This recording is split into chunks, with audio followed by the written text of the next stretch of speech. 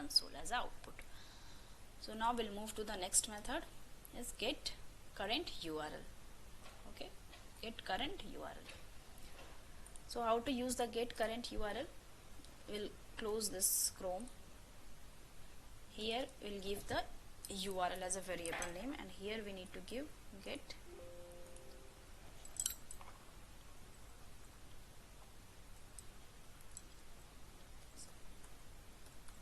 current URL, and here we want that URL name in our console. Okay, so we'll run this now. See, now no Chrome browser is open. It will launch the Chrome browser, go to the google.com, and then we'll see whether it will fetch the, so you know what is the URL. URL is this one, okay, google.co.in. So it will capture this one. We'll see, we'll go and see. We didn't give the close or quit method, so it's not closed, still it is open. But in our console we can see whether it's printing URL on www.google.co.in. okay, so it's working fine. So now next method is get page source. Get page source return type is also a string.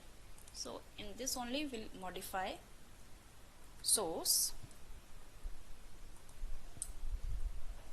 Okay,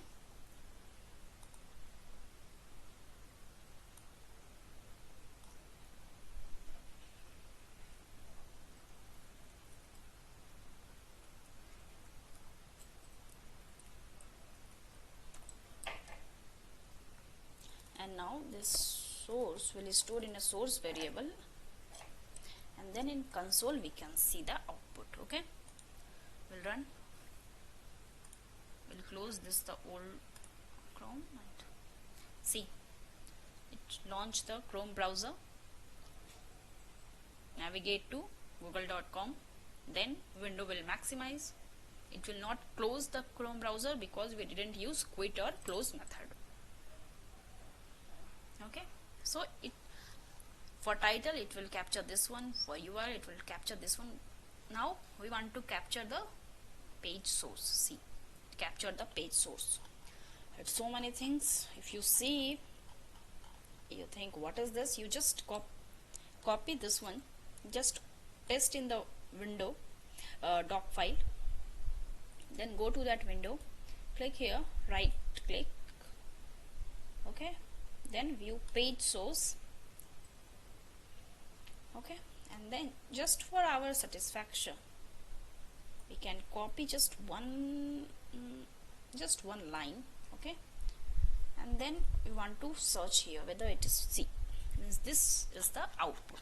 Okay, so we understand some important method which is normally which we are using in our script.